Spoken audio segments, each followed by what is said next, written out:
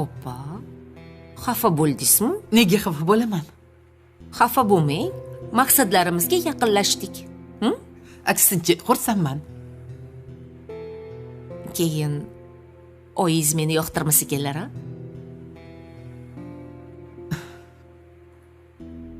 Boshqacha ko'rishdilar. Yo'q-e. Nega unaqa deysiz? Shunchaki onam qarib qolganlar. O'zingiz tushunasiz-ku. Mayli. Ammo namuncha yaxshi ko'rasiz shu keliningizni, a? Yaxshi ko'raman-da. Chunki u menga qaraydi. Qaysi biring kelib mendan xabar olyapsan? Hammang o'z ishing bilan ovorasan. Menga qaraydigan shu kelin. Uzoqdagi qizimdan yaqindagi kelinim yaxshi. Bo'pti. Kelin bitta sizda bor.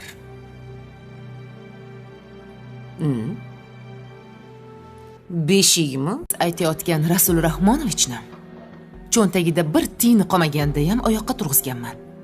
Eringizni, Farhodni boqib katta qilib ko'ngliga qaraganman.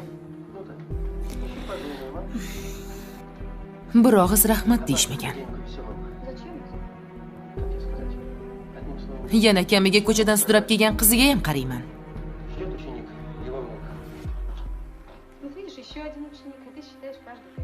Men erishmagan bunday baxtga siz erishibsiz. Qanday erishdingiz? Hayronman. Qanaqa qilib? Qo'lingizda hamma xazinani kalitlari bor-ku. Bu gaping to'g'ri. Lekin bu loyihalarni boshlash uchun juda ham katta pul kerak bo'ladi. Puldan xavotir olmang. Dadam sizga homiylik qiladilar. Endi bir kami qaynatamdan qarz olishim qoluvdi. Bu qarz emas, sherikchilik. Siz loyihadan ulush ajratasiz. Bir paytlar qaynatam oldilariga pul yangi bo'lsangiz, iltimos kanalga obuna bo'ling, videoga like bosing va YouTube'da qo'ng'iroqcha tugmasini bosing. Endi vaqtni behuda sarflamasdan epizodga o'tamiz. Epizodi 80da va uyda murakkab vaziyatlar bilan boshlanadi. Epizod kompaniyada taranglik bilan boshlanadi. Yangi bosh hisobchi nazokat tayinlanadi. Bu esa yillar davomida kompaniyaga sodiq bo'lgan Abzalni ranjitadi.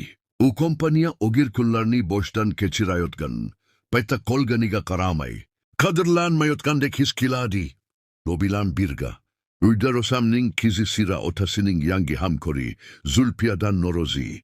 Rosam Abzalning nazokatga nisbatan g'alati satti harakatlarini sezadi va u unga qarshi nimadir rejalayotganidan shubhalanadi. Hissiy holatlar Lena yig'laydi chunki unga yomon munosabatda bo'lishmoqda. Rosam uni tinchlantirishga harakat qiladi va o'z qizini boshqarish qanchalik qiyin ekanini tan oladi. Birdaniga Lena Rosamning boshqa qizi baxtsiz hodisaga uchrab jarohat oladi. Onasi uni darhol shifoxonaga olib bormoqchi bo'ladi. Lekin Lena eri odini kutishnik so'raydi. Oqsi roqibat u tibbiy yordam uchun olib boriladi. Shubha va kuzatuv Abzal asabiylashib o'zini himoya qilish uchun kompaniyadagi barcha yozuvlarni yiga boshlaydi. Ishdan haydalishdan qo'rqib, u nazokatni tekshirish uchun odam yollashga qaror qiladi. U uning asl ismini, qayerda yashashini va aslida kim ekanini bilmoqchi bo'ladi.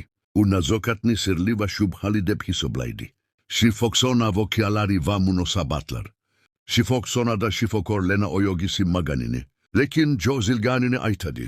U homilador bo'lgani uchun kuchli og'riq. Qoldiruvchi dorilaricha olmaydi va dam olishi kerak. Lena o'zini e'tiborsiz his qiladi, chunki eri odir na qo'ng'iroq qiladi, na uni ko'rgani qiladi. U nasiga aytadiki, u uning uchun o'z karyerasidan voz kechgan, lekin u sifatida ham, bo'lajak ota sifatida ham mas'uliyatni his qilmayapti.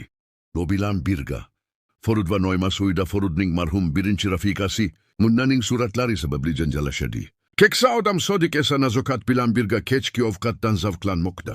Shu payda uni avval tashlab ketgan bolalari qaytib kelib, undan kechirim so'rashadi. Ular uni yana uyga qaytishini so'rashadi. Sodiq esa shubha bilan qaraydi va ular faqat muammoga Duh kelgani yoki boshpanasiz qolganlari uchun qaytganmi? deb o'ylaydi. Ular unga gamsorlik qilishga va'da berishadi, lekin u qaror qabul qilish uchun vaqt so'raydi. Keyingi epizodda voqealar yanada qiziqarli tus oladi. Abzalning nazokat haqida ayotgan ma'lumotlari asta-sekin oshkor bo'la boshlaydi va bu butun kompaniyada yangi muammolarni keltirib chiqaradi. Nazokat esa bularni sezib, o'zini himoya qilish uchun harakat qilishni boshlaydi. Shu bilan birga Lena va Odir o'rtasidagi munosabatlar yanada sovuqlashadi. Lena o'zining qadrsizlanayotganini his qiladi va kelajak haqida jiddiy o'ylay boshlaydi. Uning onasi esa qizini qo'llab-quvvatlashga harakat qiladi. Sodiq esa juda muhim qaror oldida qoladi. U bolalarini kechirib, ular bilan qaytib yashaydimi yoki nazokat bilan yoki hayot boshlaydimi? Bu qaror butun oilaning taqdirini o'zgartirishi mumkin. Uy ichidagi kelishmovchiliklar, sirlar va yashirin rejalar asta-sekin yuzaga chiqadi. Har bir qahramon o'z yo'lini tanlashga majbur bo'ladi. Tomoshabinlar, keyingi epizodni o'tkazib yubormang. U yanada hayajonli va kutilmagan burilishlarga boy bo'ladi. Agar video sizga yoqqan bo'lsa, albatta like bosing.